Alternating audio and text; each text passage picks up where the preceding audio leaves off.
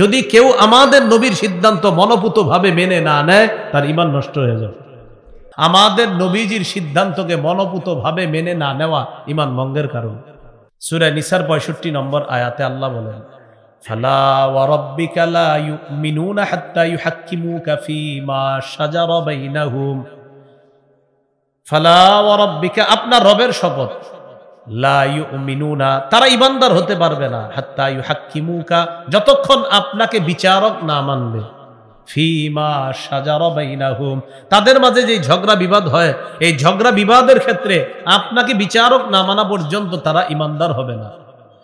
সুম্মা লা ইয়াজিদু ফি আনফুসিহিম হারাজাম মিম্মা কাদাইতা, অতঃপর আপনি যে ফয়সালা করবেন এই ফয়সালায় তাদের অন্তরের মধ্যে কোনো সন্দেহ, কোনো সমস্যা যেন সৃষ্টি না হয়, সন্দেহ থাকা যাবে না, আপনারটাই মেনে নিতে হবে।